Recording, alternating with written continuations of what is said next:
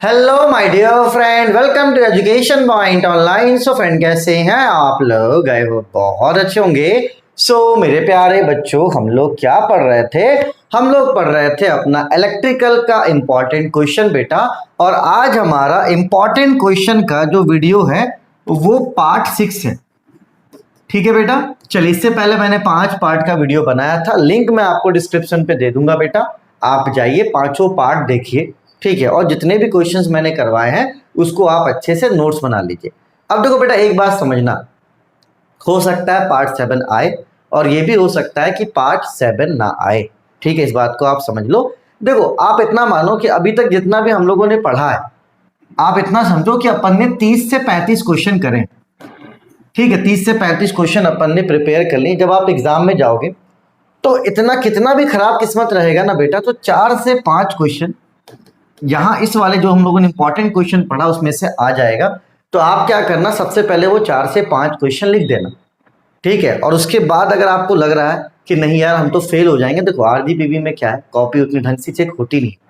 तो आप पहले पहले उन सवाल का जवाब देना जो आपको आता है अच्छे से। ठीक है, जो अपन ने पढ़ा है। ठीक, और उसके बाद जो क्वेश्चंस हैं थोड़ा बहुत उनको अटेंड करने की कोशिश करना। और एक दो क्वेश्चन आप जो बहुत अच्छे से पढ़कर गए हो, एग्जाम में नहीं है, आप वो भी लिख देना। तो खाली कॉपी पे कभी भी नंबर मिलता नहीं, और ये मैं आपको बता रहा हूँ। ठीक है, कि आप जो पहले क्वेश्चन पेपर में वो लिखना, जो आपको लगता है कि जो आंसर आप लिख सकते हो खुद से बना के, चाहे जैसे भी, उसको आप लिखना बेटा। और आपको ऐसे एक दो क्वेश्चंस जो मानकर चलो अभी तक आप अच्छे से पढ़कर गए हो और क्वेश्चन पेपर में वो नहीं है, उसको भी आप लिख देना। 1 2 3 पेज क्या हो जाएगा, उससे एक्स्ट्रा हो जाएगा। ठीक, और अगर एग्जामिनर का ध्यान ना रहा तो वो मतलब ऐसे चेक करके उसमें नंबर भी वो दे देगा। तो अपन को ये वाला लिस्ट तो लेना ही पड़ेगा। ठीक है, तो बाकी इतना है कि अपन ने इतना पढ़ लिया है। जैसे ट्रांसफार्मर हो गया, आज अपन मोटर कर लेंगे, सिंबल्स मैंने करवा दिए, इंडक्शन क्या होता है, सेल्फ इंडक्शन क्या होता है, ये सारी चीज़ें अपन ने कर ली थी बेटा। आज भी अपन चीज़ों को करेंगे। ठीक है, तो घबराओ मत। देखो, कुछ नहीं से अपने पास ऐसा है कि अपन फेल नहीं हो सकते। 4 से 5 क्वेश्चन लड़ जाएगा, आप अच्छे से कर लेना। फिगर वगैरह अच्छे से प्रैक्टिस कर लेना बेटा, क्योंकि फिगर अगर बनाओगे तो कोई आपको फेल नहीं करेगा।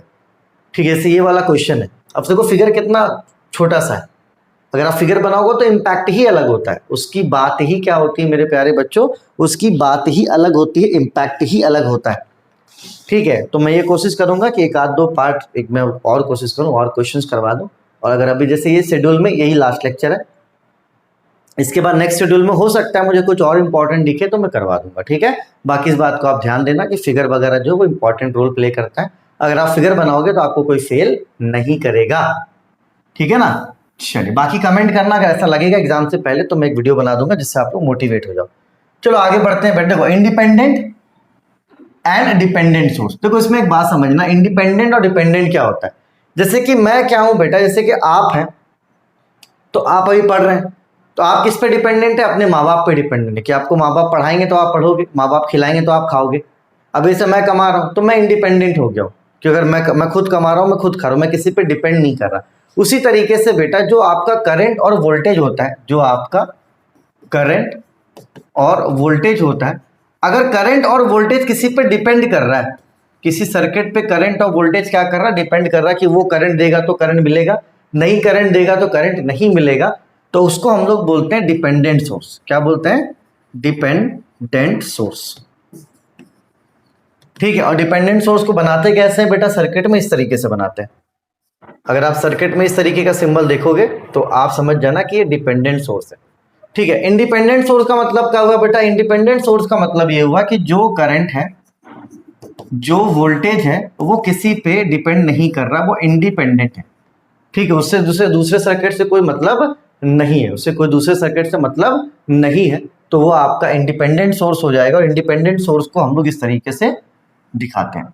ठीक है बेटा, चलिए इसके डेफिनेशन को आप लिख लीजिए। देखो, हो सकता है कि एग्जाम में इसका फिगर बनाने दे रहे तो फिगर बना देना, बाकी मैंने डेफिनेशन आपको लिखवा दिया, 2 2 लाइन का है। ठीक है, इसको आप समझ लेना और खुद से भी बनाकर कोशिश कर सकते हो आप लिखने की, ऐसा कुछ भी नहीं है बेटा। देखो, कोशिश करने वालों की हार नहीं होती। मैं इलेक्ट्रिकल का टीचर नहीं हूं, लेकिन आपके प्यार के लिए मैं कोशिश तो कर रहा हूं ना, कि चल ठीक है यार, मतलब जो मुझसे बन पा रहा है, कम से कम अगर ये नोट्स में करवाता हूं, याद करके चल जाओगे, आ जाएगा एग्जाम में तो मजे ही मजे, वरना फिर सजे ही सजे। इसको नोट कीजिए आप।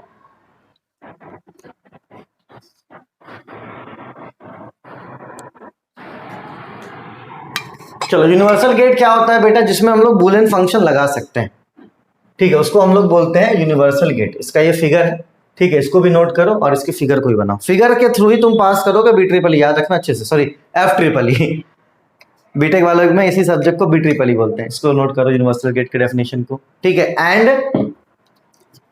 नैंड और नॉर, ये दोनों यूनिवर्सल गेट है। कौन सा?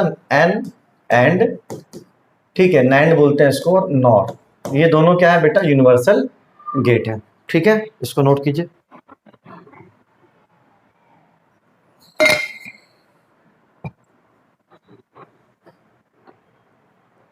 टीटीएल गेट क्या होता है बेटा? इसको बोलते हैं ट्रांजिस्टर ट्रांसलेटर लॉजिक, ठीक है बेटा, ट्रांजिस्टर ट्रांसलेटर लॉजिक, ठीक है, ये सर्किट डिजाइन में काम आता है। तो इसके डेफिनेशन को आप नोट कीजिए और ये इसका फिगर है, इसको आप अच्छे से बनाइएगा। एग्जाम में आप फिगर बनाओगे पूरा नंबर मिल जाएगा, ठीक है। डेफिनेशन आपको खुद से इसका लिखना है बेटा। क्या होता है टीटीएल का मतलब? ट्रांजिस्टर लॉजिक, ठीक है। चलो, इसको हम लोग टीटीएल बोलते हैं, जो कि डिजिटल सर्किट में यूज होता है। जो मोबाइल वगैरह का सर्किट अपन बनाते हैं ना बेटा, उसमें ये यूज होता है। इसको आप नोट कीजिए। बीएच कर्व, देखो ये मैग्नेटाइजेशन बताता है किसी भी सब्सटेंस का, ये मैग्नेटाइजेशन बताता है आपका बीएच कर्व, ठीक है। तो अगर एग्जाम में बीएच कर्व आया, ठीक है, तो आपको ये वाला फिगर बनाना पड़ेगा, ठीक है। फिगर बहुत इजी है, देखो ऐसे बनेगा, ये ऐसे हो गया, ठीक है। एक लाइन को आप इस तरीके से यहां ले जाओ और दूसरे लाइन को आप इस तरीके से यहां ले जाओ, ये आपका बन गया, ठीक है। कोई कैसा ही बनाओगे चलेगा, एकदम ऐसा बनाना जरूरी नहीं है, ठीक है। यहाँ पे कुछ पॉइंट्स आप कम से कम 4 पॉइंट्स याद कर लेना, ठीक है। ये आपके मैग्नेटाइजेशन के प्रॉपर्टी को बताता है, क्या? बीएच कर्व, है ना, मैग्नेटाइजेशन कर्व, और इसको हिस्टेरिसिस कर्व भी कहते हैं। एग्जाम में अगर ये ना लिख के दे दे, ठीक है, इसको मैग्नेटाइजेशन कर्व भी कहते हैं और हिस्टेरिसिस कर्व भी हम लोग इसको कहते हैं, ठीक है। और बेसिकली ये क्या बताता है बेटा? मैग्नेटाइजेशन प्रॉपर्टी बताता है किसी भी मटेरियल के लिए, ठीक है, मैग्नेटिक प्रॉपर्टी ऑफ मटेरियल। ये क्या बताता है बेटा? ये बताता है magnetic property of material. Easy है, आप इसको लिखोगे, एक दो बार पढ़ोगे तो आपको खुद समझ में आ जाएगा, इसलिए यहाँ पे ज्यादा एक्सप्लेनेशन की जरूरत नहीं है। हाँ, अगर एग्जाम में क्वेश्चन आया तो अगर ये फिगर आप बना दोगे और अगर ये फिगर अच्छे से बड़ा बनाकर अगर आप 2 लाइन भी लिख दोगे, आपको पूरा नंबर मिल जाएगा। फिगर है, आपको फेल नहीं करने देगा, इस बात को आप समझना। फिगर आपको फेल करने नहीं देगा, और लगभग जितने भी क्वेश्चंस मैं करवा रहा हूं उसमें फिगर है, ठीक है। तो इस बात का आपको ध्यान रखना है, इसको आप नोट कीजिए। चलिए, अब आते हैं 3 फेज इंडक्शन मोटर। यहाँ पे ये होगा, यू होगा। देखो, इंडक्शन मोटर का काम क्या है बेटा? इंडक्शन मोटर का काम ये है कि ये आपका इलेक्ट्रिकल एनर्जी